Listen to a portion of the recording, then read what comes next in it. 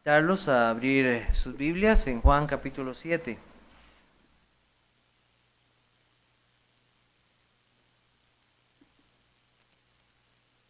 Vamos a estar leyendo esta mañana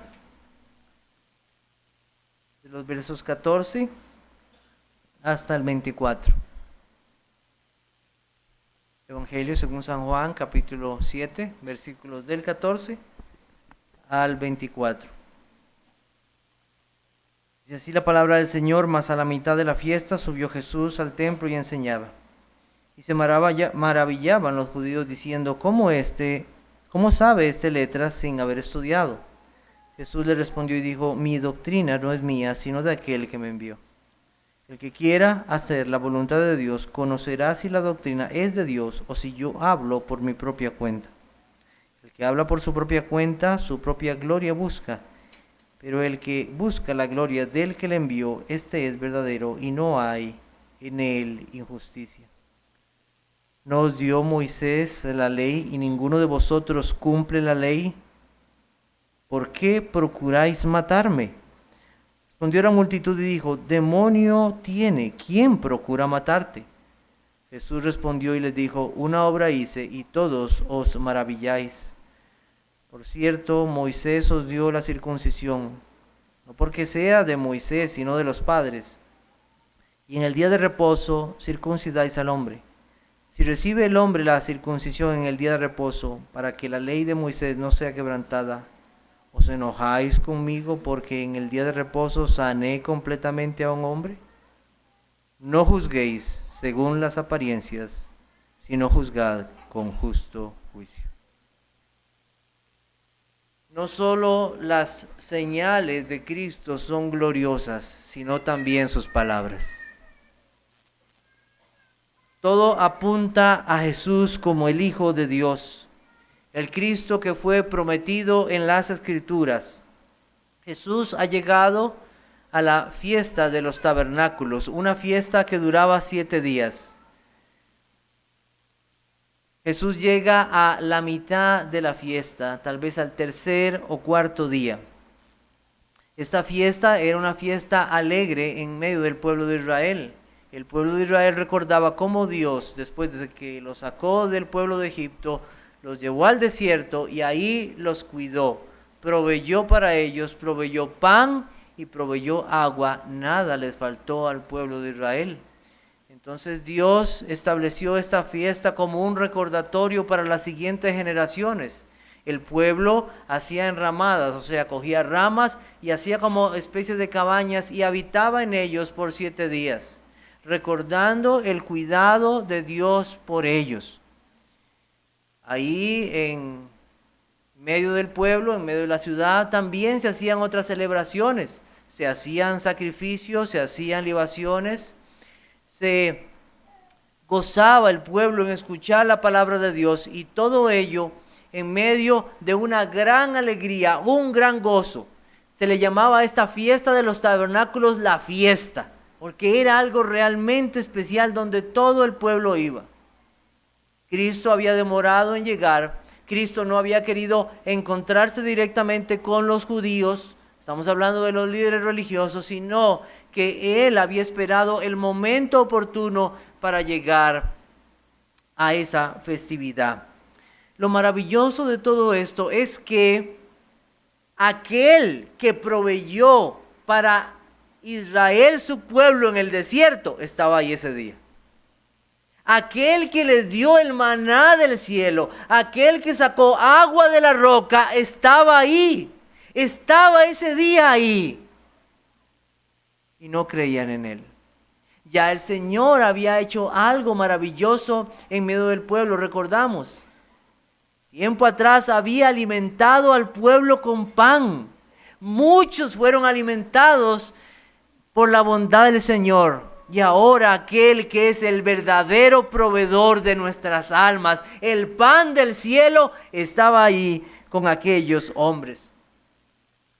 Ni sus hermanos habían creído en Él. La Biblia nos dice eso en Juan capítulo 7 al inicio. Los líderes religiosos tampoco creyeron en Él, más bien le aborrecieron.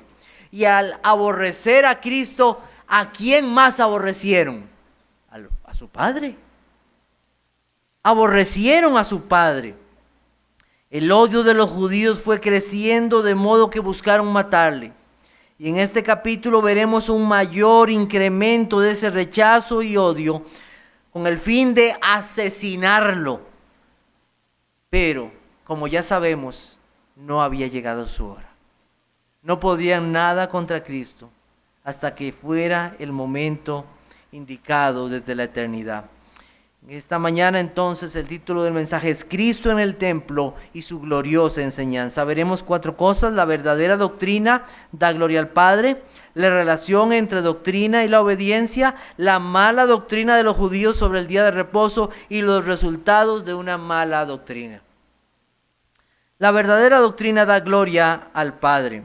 Entonces vamos a leer capítulo 7, versículos 16 y 18, dice: Jesús le respondió y dijo: mi doctrina no es mía, sino de aquel que me envió. Versículo 18: el que habla por su propia cuenta, su propia gloria busca, pero el que busca la gloria del que le envió, este es verdadero y no hay en él injusticia.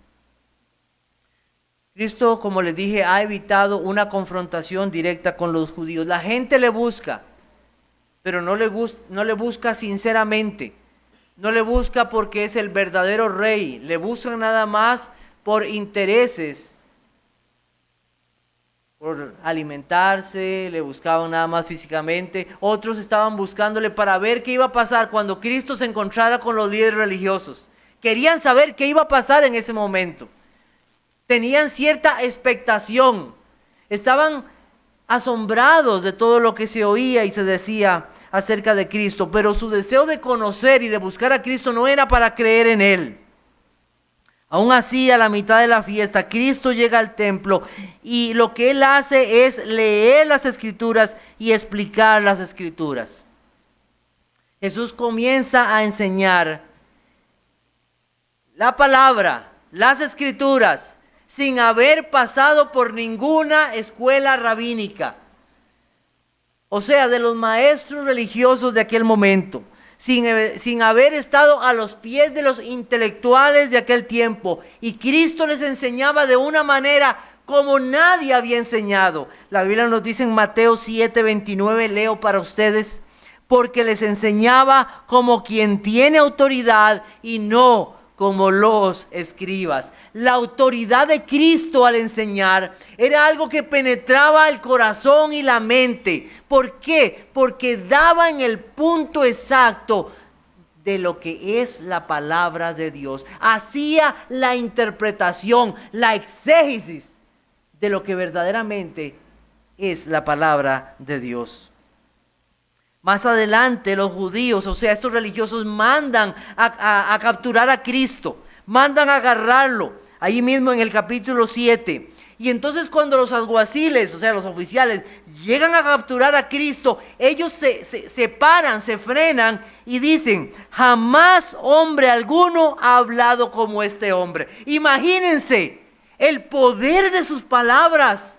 Lo profundo, lo intenso, lo poderoso de su voz, que penetraba lo profundo. Y aquellos que fueron a capturar a Cristo, fueron capturados más bien ellos por las palabras de Cristo. Solo el Hijo de Dios puede hacer algo así.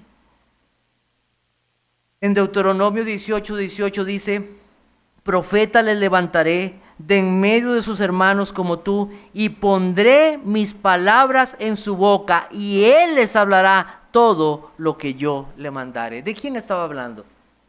De Cristo, de aquel profeta que traía las palabras de Dios. Se estaban cumpliendo en nuestro Señor Jesucristo. Esto molestaba a los hombres de aquel tiempo. ¿Cómo puede hacer Él para explicar estas cosas? ¿Cómo puede hacer para dar el entendimiento correcto de las cosas? ¿Cómo puede enseñar tan claramente y con tanta autoridad?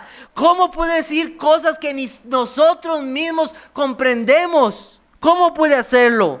¿Cómo puede tirar por el suelo nuestras interpretaciones de la ley? ¿Cómo puede hacer esto este hombre? ¿Por qué? Porque Él es el Hijo de Dios. Porque Él es glorioso.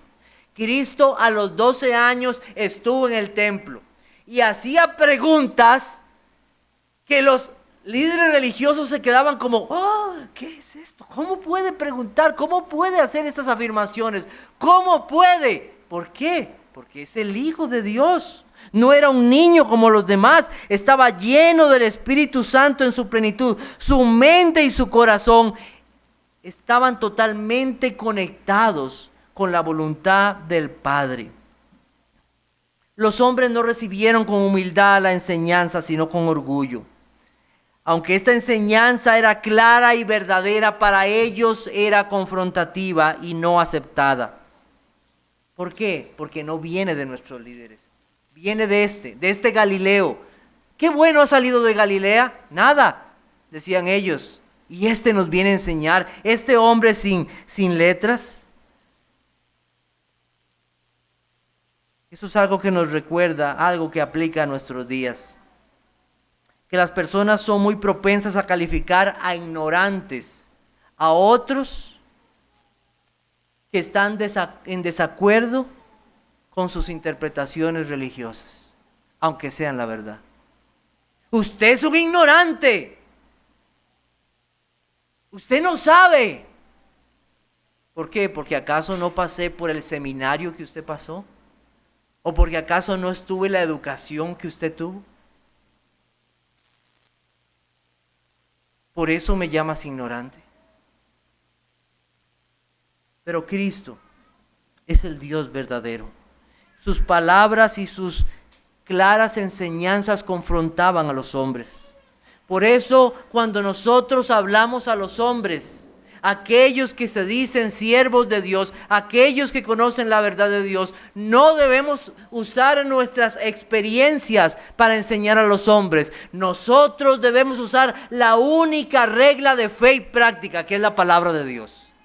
Eso es lo que guía nuestra enseñanza y debemos humildemente sujetarnos a ella, aun si contradice nuestras tradiciones y nuestros pensamientos. Someternos a ella y ir a donde la palabra nos dice que vayamos. ¿Cuántas personas tienen conceptos o ideas preconcebidas que cuando se encuentran con algo en la palabra de Dios dicen, no, esto debe estar equivocado porque así no debe ser? No es la palabra de Dios, la voz de Dios hacia nosotros. Juan el apóstol no nos dice todo lo que Cristo enseñó ese día en el templo. No nos dice, pero nos dice lo necesario para que nosotros creamos que este es el Hijo de Dios. Debemos de tener esa confianza. Y entonces encontramos estos versos 16 y 18 que nos hablan de esa doctrina que da gloria al Padre.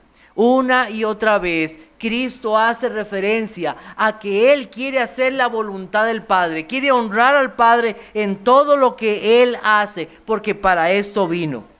La palabra doctrina es una palabra que hoy es despreciada, ¿verdad? A la gente no le gusta esa palabra. Hablemos de todo menos de doctrina.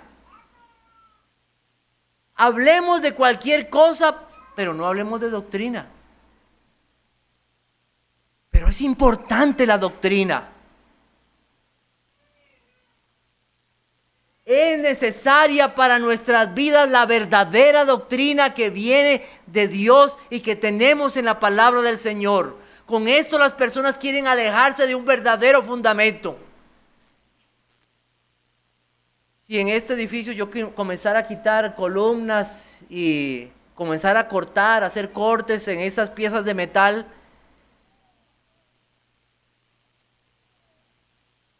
comenzaríamos a ver que el techo dentro de poco se comienza a tambalear y toda esta estructura se cae porque no tiene bases sólidas.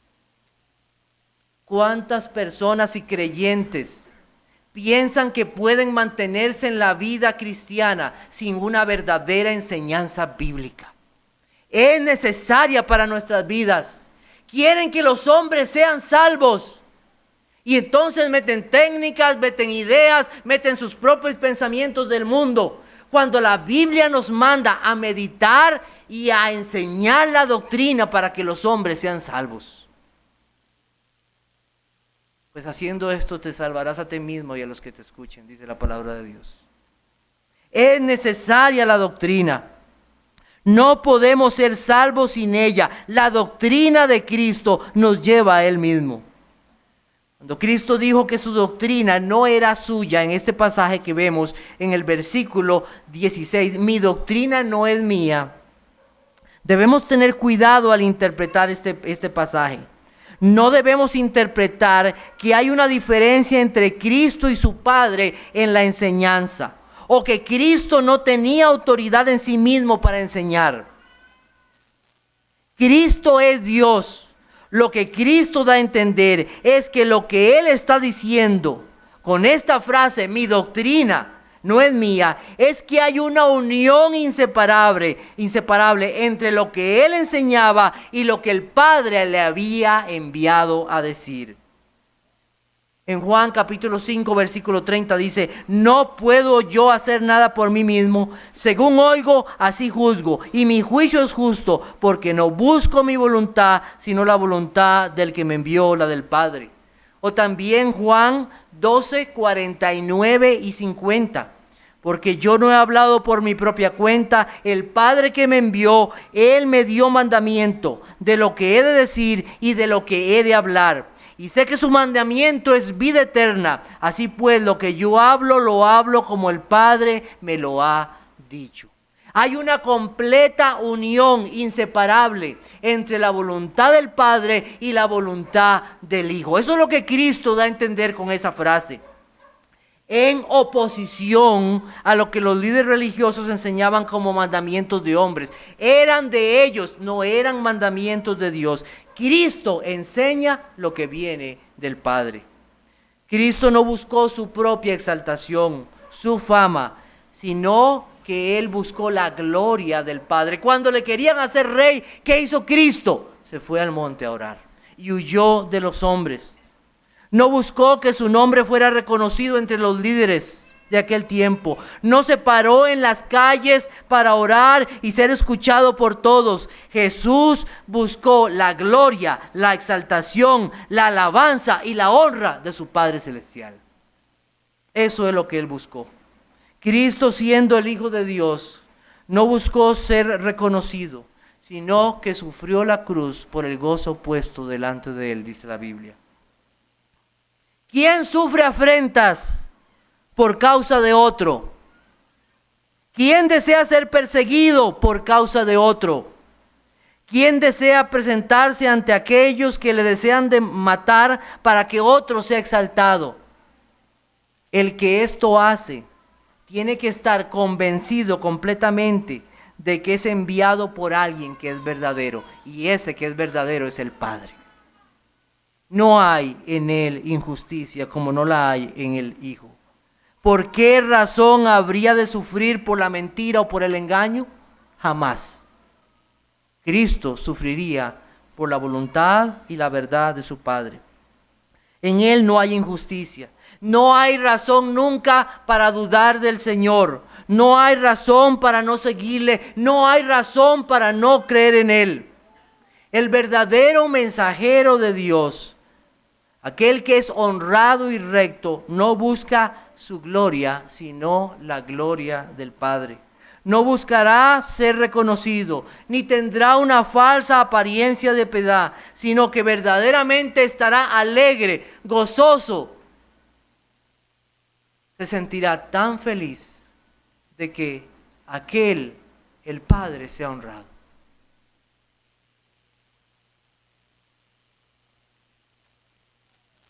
Qué felicidad siente un padre cuando sus hijos son honrados, ¿verdad? Qué bonito ese día cuando el padre llega y ve a sus hijos en la graduación.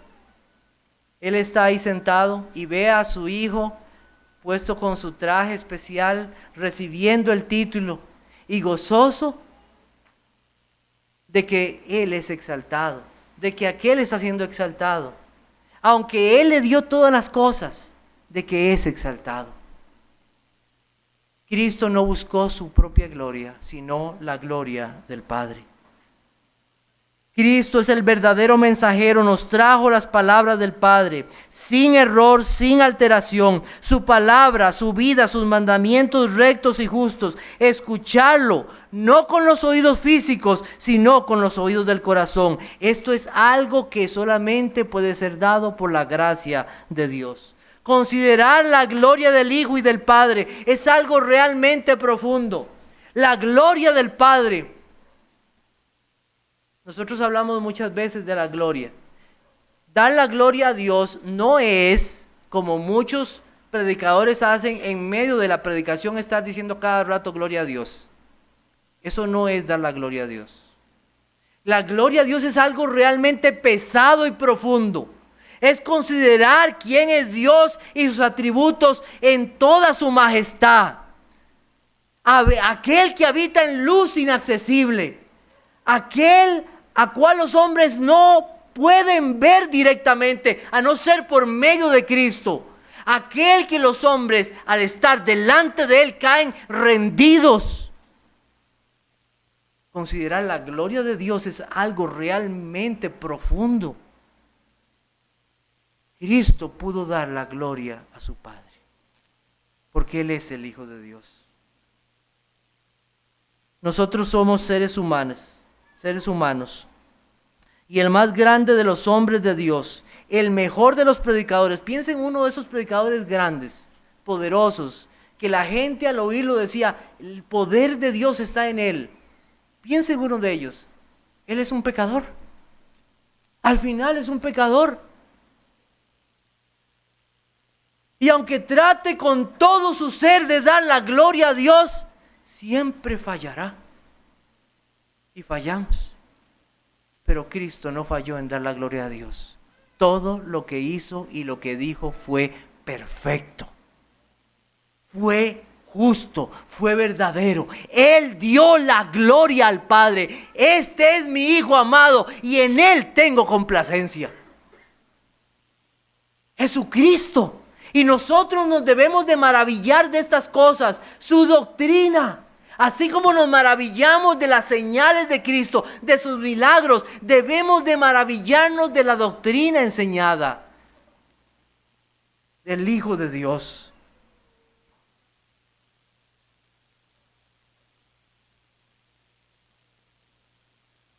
Pero al escuchar a estos hombres su doctrina, ¿sabe qué hicieron? ¿Sabe qué hicieron los hombres al escuchar la doctrina de Cristo? Versículo 20. Respondió la multitud y dijo, demonio tiene. Esas palabras es una blasfemia. Si lo vemos así es una blasfemia. ¿No les dio temor hablar así del Señor? ¿No les dio temor cuando dijeron engaña al pueblo? No les dio temor esas palabras. A nosotros nos debe dar temor escuchar estas cosas. O cuando estamos aquí, estamos escuchando la palabra de Dios y decir, eso no es para mí, nos debe dar temor. Es el Señor que nos está hablando. Nos debe dar temor.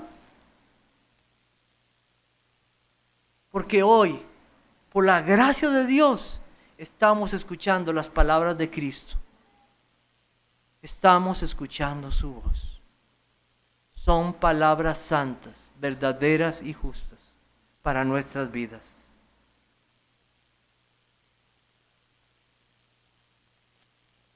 Qué humillados debemos estar y qué agradecidos al poder recibir la doctrina de Cristo, que da gloria a su Padre. Versículo 17, la relación entre doctrina y la obediencia. El que quiera hacer la voluntad de Dios conocerá si la doctrina es de Dios o si yo hablo por mi propia cuenta. Qué hermosa verdad. Hay quienes piensan que deben adquirir un cierto nivel de conocimiento para entonces creer y obedecer. Y aquí el Señor invierte los papeles. Primero obedezca y va a conocer. Primero obedezca y entonces va a conocer. Esto no quiere decir que no se necesita arrepentimiento y que no se necesita creer, eso es claro. sino que un sincero deseo de querer hacer la voluntad de Dios le llevará a conocer la verdad de Dios. Eso es obediencia. Eso es humillarse a la voluntad de Dios revelada. Y entonces llegará a nosotros la certeza de esa verdad. Solo para aclarar algo, que la verdad llegue a nuestras vidas no hace que la Biblia sea la verdad. La verdad de Dios es esta y no necesita nuestra confirmación. La verdad de Dios permanece, sea que la creamos o no la creamos.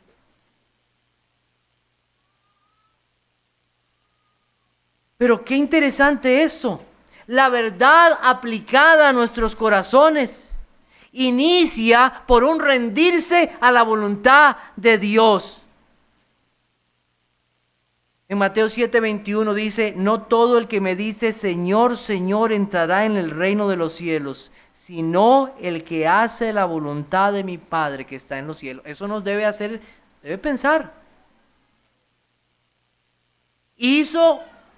¿Ha hecho usted la voluntad del Padre?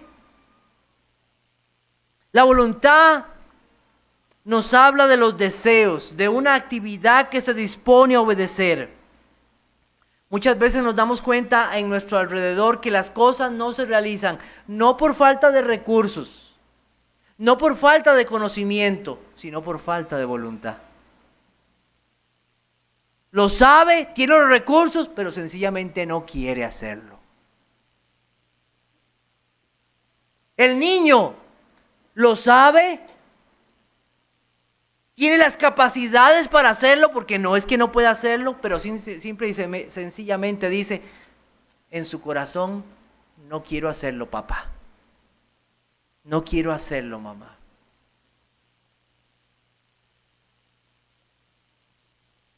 La voluntad de Dios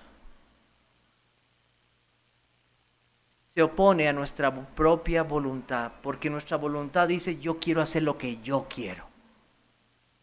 Quiero hacer lo que me conviene. Quiero hacer aquello que son mis deseos. Quiero hacer aquello que es agradable a mí. Rendirse a la voluntad de otro es reconocer mi incapacidad. Y eso no le gusta al ser humano. Eso no le gusta al ser humano. Pero sabe una cosa, no hay salvación sin obediencia, no la hay.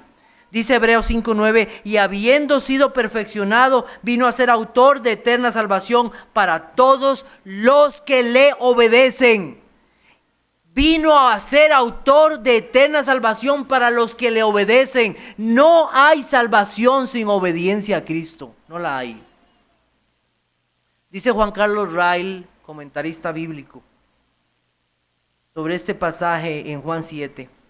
Dice, creo que el propósito de nuestro Señor era simplemente alentar al que busca la verdad de forma honrada, sincera y firme. A este hombre, a pesar de su ignorancia, le dice, si de verdad deseas hacer la voluntad de Dios, complacerte y caminar en la luz que se te ofrece, se te enseñará acerca de Él y descubrirás la verdad. Sinceramente. El que quiera hacer la voluntad, ¿quiere sinceramente hacer la voluntad de Dios? ¿Quieres hacerla? Si la haces, conocerás entonces la verdad. Usted no necesita saber todo. Necesita saber lo que hoy Dios le manda a su vida. Y hacer eso. Obedecerlo y seguirle. Y conforme usted le obedezca, Él le dará más luz cada día para caminar en su voluntad. Por ejemplo, un padre le dice a su hijo, hijo, es hora de entrar a la casa. Papá, pero ¿por qué? Yo no quiero, mira qué bien estoy jugando, llevo 5 goles.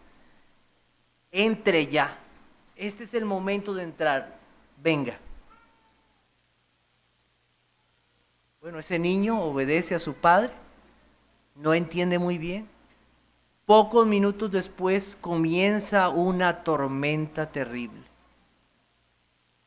Los relámpagos, los truenos impresionan al niño. Y ahora se da cuenta de que su papá tenía razón de haberlo mandado a llamar. Ahora entiendo por qué mi papá me llamó, porque Él me ama y me cuida. Muchas veces no entendemos por qué Dios nos pide algo, pero Él lo hace, porque Él es sabio, perfecto y justo. Y aunque no entendamos todo, pero Él sí lo entiende, debemos obedecer. Debemos obedecer. Conforme usted haga la voluntad de Dios, irá conociendo más de Él y lo que es para su vida. La obediencia no es opcional, es necesaria en el camino de la fe. Pero, vea lo que la Biblia dice en relación a los que no obedecen. Dice Romanos 2:8, pero ira y enojo a los que son contenciosos y no obedecen a la verdad, sino que obedecen a la injusticia. Ira y enojo del Señor. Segunda de Tesalonicenses 1:8, en llama de fuego para dar retribución a los que no conocieron a Dios ni obedecen al evangelio de nuestro Señor Jesucristo. Es importante, sí, es importante y necesaria la obediencia. El llamado de nuestro Señor es un llamado general, un llamado sincero, un llamado al hombre para que considere sus caminos, si está en su voluntad. Si está en sus caminos.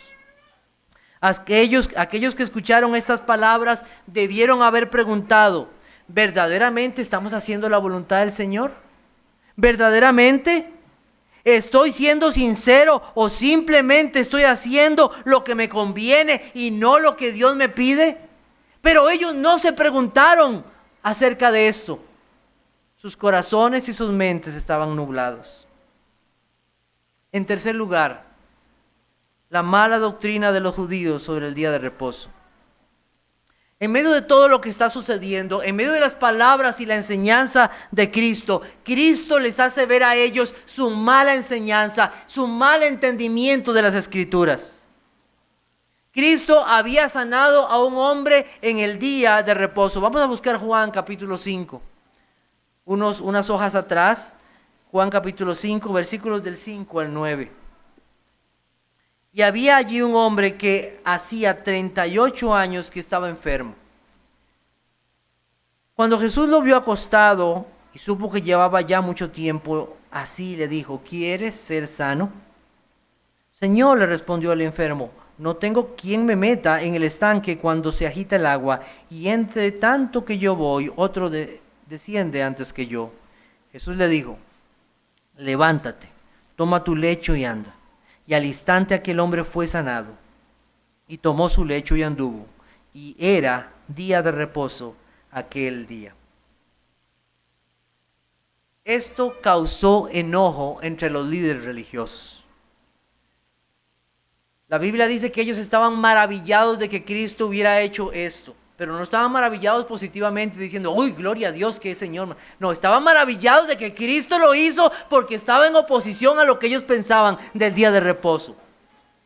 Ese era su asombro de que Cristo hubiera hecho eso. Había cosas que Dios pidió del día de reposo, en el día que Él estableció para reposar de nuestras obras cotidianas y descansar en las obras de Dios. Pero los fariseos y todos los líderes religiosos habían incluido una serie de reglas, de trabajos forzosos, que ni aún mismo ellos podían llevarlas en relación al día de reposo. Cosas que no se podían hacer. Y hacían hasta inventos para poder saltarse el día de reposo. Cosas increíbles que hacían, y creo que en alguna vez hablé de esas cosas. Pero ellos habían inventado muchas cosas que no eran la palabra de Dios. Exigencias, malas interpretaciones de lo que Dios había mandado. Génesis capítulo 2, versículos 2 y 3. Vamos a leer. Génesis capítulo 2, que es la primera vez que aparece esta mención del día de reposo. Obviamente no vamos a hacer un estudio extenso de esto, nada más una pequeña referencia. Dice el versículo 2, y Y acabó Dios en el día séptimo la obra que hizo, y reposó en el día séptimo de toda la obra que hizo. Y bendijo Dios el día séptimo, y lo santificó, porque en él reposó de toda la obra que había hecho en la creación. Vamos ahora a Éxodo capítulo 20. Éxodo capítulo 20, versículo 11.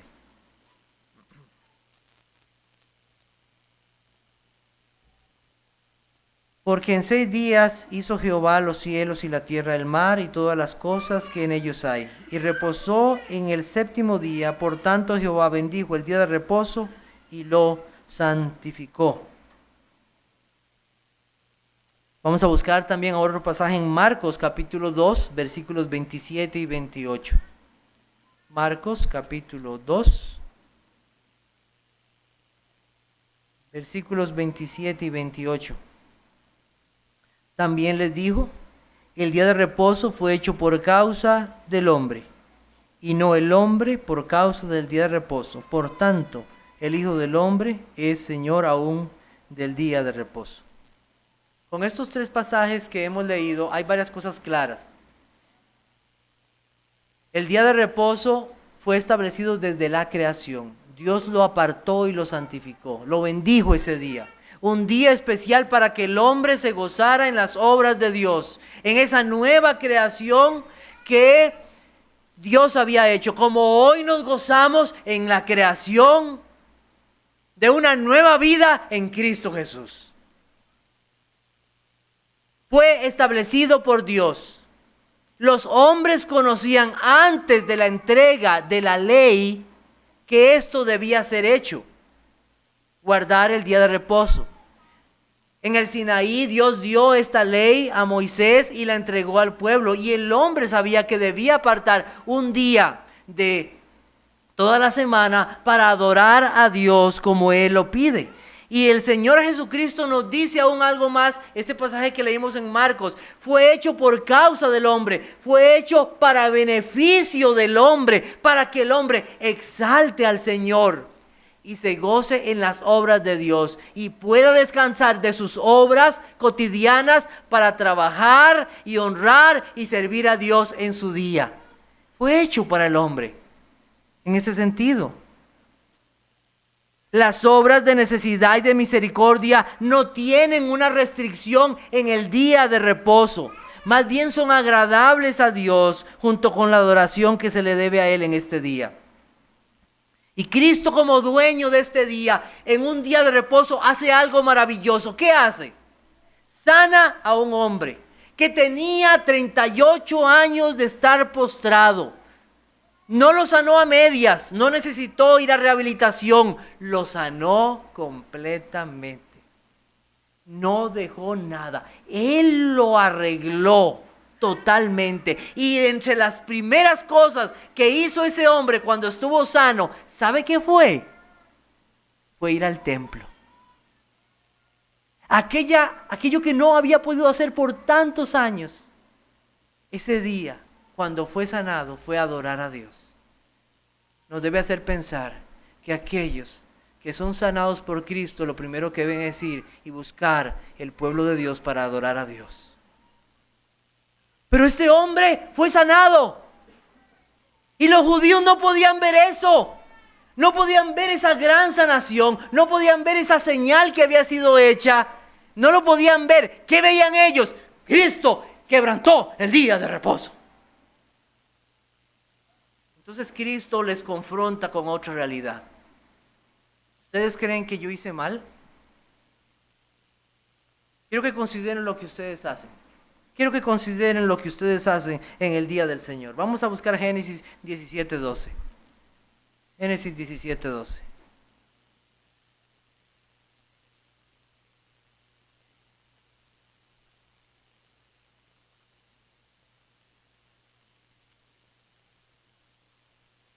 Dice, y a la edad de 8 días será circuncidado todo varón entre vosotros, por vuestras generaciones, el nacido en casa y el comprado por dinero a cualquier extranjero que no fuere de tu linaje. Y leo para ustedes Levítico 12:3, y al 8º día se circuncidará al niño. Dios dio esta ordenanza al pueblo antes de entregar la ley en el Sinaí. No como parte de los 10 mandamientos, sino como algo para el pueblo, para identificarlos de los otros pueblos. Esto los hacía diferentes. En el 8º día, y no importaba qué día cayera ese día, nada más sume, vaya sacando la cuenta. ¿Qué día nació? Martes. Bueno, sábado. Bueno, el sábado siguiente le toca. Y a ese niño pequeño se le extraía una parte de su miembro reproductor, algo que no lo dañaba, sino algo que era para identificarlo. La Biblia más adelante nos dice que al hacer eso el asunto no era algo físico, sino más tenía que ver con el corazón. Somos el pueblo de Dios. Somos aquellos que somos apartados para Dios. Así como esto es quitado de nuestra vida, debemos quitar todo aquello que desagrada a Dios. Pero vemos la hipocresía del pueblo durante muchos años, sirviendo a los ídolos, haciendo cosas horribles, pero fielmente nos circuncidamos. Una hipocresía. Y el Señor saca esto para que vean la inconsistencia de su enseñanza, su mala enseñanza. En el día de reposo ustedes circuncidan al niño para no quebrantar la ley. Yo sané a un hombre completamente, un hombre lisiado, un hombre que no podía ir al templo. Y ustedes me están diciendo que lo que ustedes entonces están haciendo es mejor. Circuncidar al niño en el 8º día y entonces no quebrantan la ley. Qué mal entendimiento de la doctrina. Qué mal entendimiento de la palabra del Señor. Al escuchar esta explicación, ellos no se arrepintieron de lo que desearon contra Cristo. Una total algo erróneo de su entendimiento en cuanto a la palabra de Dios. Pero cuando Cristo les explicó esto, les hizo ver lo que ellos estaban haciendo y sus deseos de matar a Cristo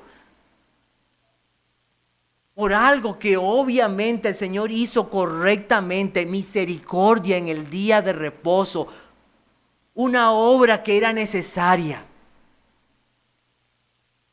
Al escuchar esta explicación, ellos no se arrepintieron. Aquellas verdaderas palabras de Cristo no entraron en sus corazones. La doctrina para ellos no fue algo agradable. Ellos no querían hacer la voluntad de Dios y entonces juzgaron al Señor Jesucristo. Vamos a Juan capítulo 7. Y entonces, ¿qué dice el Señor? Los resultados de esta mala doctrina. Versículo 24. No juzguéis según las apariencias, sino juzgad con justo juicio. ¿Cuántos hay que dicen que no se debe juzgar, verdad? No juzgue. No, sí se debe juzgar. Lo que debe hacerse es juzgar con justo juicio. Eso es lo que debe suceder. Este juicio es hacer una distinción entre lo correcto y lo incorrecto, entre lo malo y lo bueno, no según lo que yo crea, sino según la palabra de Dios. Si ellos hubieran ido a la palabra de Dios, se hubieran dado cuenta que lo que ellos estaban haciendo o interpretando estaba incorrecto, pero lo hicieron conforme sus pensamientos. Ellos no pudieron hacer un justo juicio porque sus corazones estaban inclinados a la maldad, al odio, al rechazo a Cristo y a la doctrina que Cristo les trajo. Las apariencias son algo subjetivo. Las apariencias son cosas que percibimos sin tener la información correcta o sin conocer las intenciones. Y esto puede llevarnos a hacer juicios incorrectos, dañar a las personas, herir y causar dolor. El juicio comienza en el corazón, con lo que pensamos y creemos, y después salen palabras con las cuales decimos algo que está mal o que está bien. Le pregunto, ¿ha hecho usted un juicio incorrecto en alguna ocasión? Creo que todos lo hemos hecho, ¿verdad? Hemos juzgado incorrectamente, sin saber, sin conocer, tal vez llevados por un sentimiento, por el odio, por el rechazo. ¿Quién es aquel que puede decir lo que está mal y lo que está bien? Vamos a buscar 1 Corintios capítulo 6, versículos 1 al 6. 1 Corintios capítulo 6, versículos 1 al 6.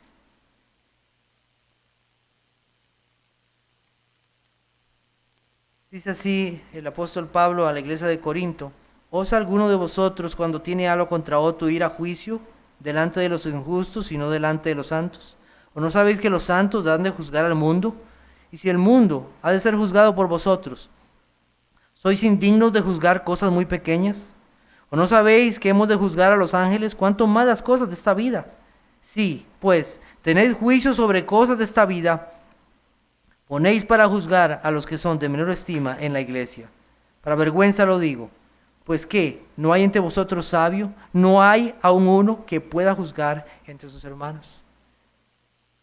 Hay que juzgar justamente de acuerdo a la palabra del Señor.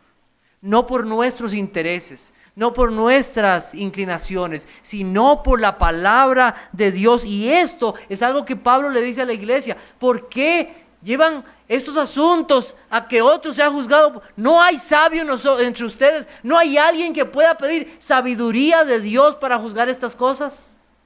Pero aquellos hombres delante de Cristo juzgaron incorrectamente.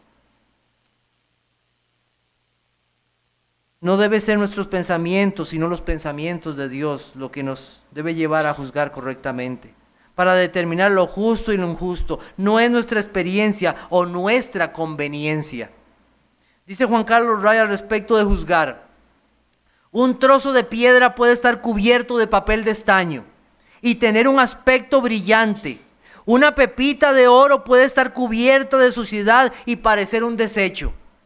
Las obras de un hombre pueden parecer buenas a primera vista y sin embargo, quizá pronto descubramos que están guiadas por propósitos viles. Las obras de otro hombre pueden parecer muy dudosas en primera instancia y sin embargo quizá descubramos con el tiempo que son verdaderamente piadosas. Que Dios nos libre de juzgar por las apariencias. Debemos de recordar que un día todos seremos juzgados por nuestras obras, que daremos cuenta a Dios por lo que decimos y hacemos, que no debemos confiarnos en nosotros, sino en la obra perfecta de Cristo. Él mira el corazón, no como nosotros hacemos. Un día Dios mandó a uno de sus profetas para escoger a uno que sería rey de Israel. Y Samuel comenzó a ver a hombres grandes, hombres fuertes. Ah, sí, este es. Mira, puede ser buen rey, tiene buen tamaño, buena apariencia. Los hombres lo van a admirar. Sí, tiene buena voz. Yo me recuerdo en una ocasión que vino un predicador a esta iglesia. Era un hombre pequeño. Muy pequeño. De hecho, casi ni podía llegar. Yo creo que había que bajar el micrófono casi hasta aquí.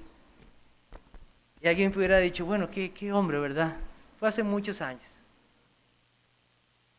Y cuando ese hombre predicó, yo dije, gloria a Dios por este hombre. Y hemos conocido así, ¿verdad? A veces nos dejamos llevar por las apariencias. 1 Samuel 16:7 dice, leo para ustedes: y Jehová respondió a Samuel: no mires a su parecer, ni a lo grande de su estatura, porque yo lo desecho. Porque Jehová no mira lo que mira el hombre, pues el hombre mira lo que está delante de sus ojos, pero Jehová mira el corazón. Dios mira el corazón. Dios hará un justo juicio, no debemos de dudarlo. Él juzgará las intenciones del corazón, si era para hacer su voluntad o era para agradarse a sí mismo. Quiero terminar en esta mañana con Dos breves consideraciones del mensaje. Hacer la voluntad de Dios. Dice Efesios 2:3, leo para ustedes, entre los cuales también nosotros vivimos en otro tiempo en los deseos de nuestra carne, haciendo la voluntad de la carne y de los pensamientos, y éramos por naturaleza hijos de ira, lo mismo que los demás. Por naturaleza, el hombre no quiere hacer la voluntad de Dios. Le es contraria. Más bien, aquí este pasaje nos dice que la voluntad natural de los hombres es hacia el pecado, hacia sus deseos. Eso es lo que queremos hacer. No nos inclinamos a buscar a Dios, sino corremos en sentido contrario a Dios. No es normal para el ser humano hacer esto. Pero por la gracia de Dios, un hombre puede desear hacer la voluntad de Dios. Y solo por la gracia de Dios.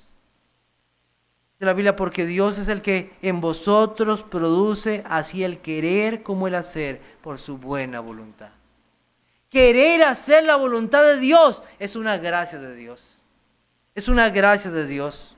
Obedecer y querer hacerla es algo maravilloso. La Biblia nos dice que la voluntad de Dios es agradable, es perfecta, es buena. Dios no se equivoca, es buena.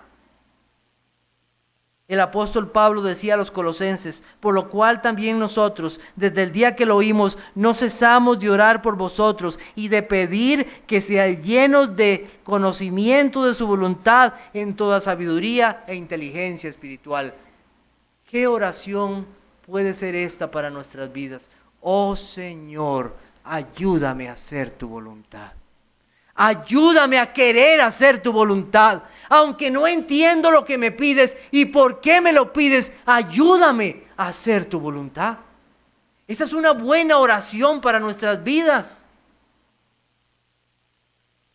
Dice Hebreos 13:21, os haga aptos en toda obra buena para que hagáis su voluntad, haciendo Él en vosotros lo que es agradable delante de Él por Jesucristo, al cual sea la gloria por los siglos de los siglos. Amén. Qué oración. Señor, ayúdame por medio de tu Hijo a querer hacer la voluntad tuya. Ayúdame. Obedecer a Cristo es una obra de Dios. Entregarse a hacer su voluntad es algo que viene de Dios. El que quiera. Niños, adultos, ancianos, el que quiera. Sinceramente, oh Señor, debe ser nuestra petición, ayúdame sinceramente a querer hacer tu voluntad. Anula mis deseos que se oponen contra ti. Líbrame y libértame de mi pecado para querer hacer tu voluntad y así conocerte verdaderamente. Comienza ahí. Ninguno de nosotros puede cumplir la ley. ¿Te quiere decir, hermano, cuál es la voluntad de Dios para mi vida? Y algunos piensan en la voluntad de Dios así como algo, una luz que salió de algún lado, un sueño. No, la voluntad de Dios está revelada en la palabra de Dios. Sus mandamientos es su voluntad para nosotros. La santificación es su voluntad para nosotros. Que le demos gracias a Dios en todo es su voluntad para nosotros, dice la Biblia. Pero finalmente ninguno de nosotros puede cumplir la ley de Dios y su voluntad perfectamente. Hay uno que la cumplió, es Jesucristo, y a Él nos amparamos. A Él nos amparamos. Pero el que ha sido transformado por el poder del Evangelio, Dios hace que esa persona tenga un corazón para querer hacer la voluntad de Dios. Un deseo. Señor, no puedo hacerlo completamente, pero quiero hacerlo. No sé cómo es que yo pueda amar a mi esposa como Cristo amó a la iglesia, pero quiero hacerlo. No sé cómo puedo sujetarme a mi esposo y respetarlo, pero quiero hacerlo, Señor.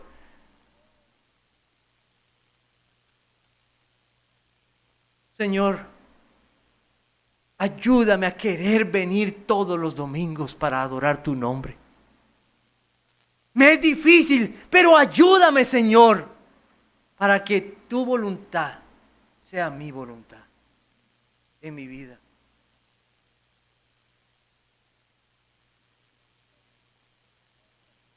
Humildemente, como pecadores necesitados de Cristo y confiados plenamente en aquel que cumplió toda voluntad, nos amparamos a Él. Qué interesante lo que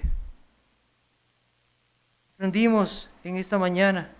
Las cosas secretas pertenecen a Jehová nuestro Dios, mas las reveladas son para nosotros y para nuestros hijos para siempre, para que las cumplamos todas las palabras de esta ley. Dios le ha revelado qué es lo que quiere para usted. ¿Cuántos un día serán confrontados de cuántos sabían del Señor y no quisieron hacer su voluntad? ¿Cuántos serán confrontados? Señor, hice esto, hice lo otro, pero no hiciste mi voluntad, hiciste lo que a ti se te ocurrió. Hiciste lo que así a ti se te ocurrió. Piensa en esto. ¿Estás agradando a Dios con lo que estás haciendo en este momento o a ti mismo? Piensa. ¿Estás agradando a Dios dándole gracias por lo que tienes hasta el día de hoy? Porque la voluntad de Dios es que demos gracias a Dios en todo. ¿Qué hay en tu corazón? La voluntad de Dios para nosotros es que estemos en este día aquí escuchando su palabra, no en otro lugar, adorándole. Y en este día, misericordia, justicia, bondad, como Cristo lo hizo para aquel hombre que fue sanado. Finalmente, ¿cuánto debemos de pedir al Señor para que nos dé la actitud correcta hacia Él? Dios nos mantenga humildes. Porque como siervos de Dios podemos exaltarnos y creer porque damos una buena enseñanza o porque hacemos esto que es por nosotros. No, a quien debemos de exaltar todos es a Jesucristo. Él es el que merece la honra. Qué cuidado tenemos que tener cuando queremos que se nos exalte. ¡Qué buen mensaje, hermano! Aunque no lo entendí, pero qué buen mensaje. Cuidado de desear esas cosas. Cuidado de desear la exaltación, sino mantenernos humildes. Hijo de hombre, profetiza contra los pastores de Israel, profetiza y di a los pastores, así ha dicho Jehová el Señor: ay de los pastores de Israel, que se apacientan a sí mismos, no apacientan los pastores a los rebaños. Que lo que el Señor nos ha dado sea para su gloria. Que usted no se exalte. Que todo lo que usted tiene sea para honra y gloria del Padre Celestial por medio de Cristo. Oremos.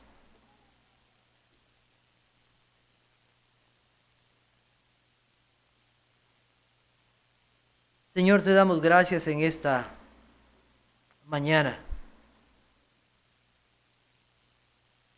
por tu Hijo Jesucristo, porque Él cumplió toda voluntad tuya, por aquel que nos trajo tus palabras, por su doctrina y enseñanza, en la cual no hay engaño ni error.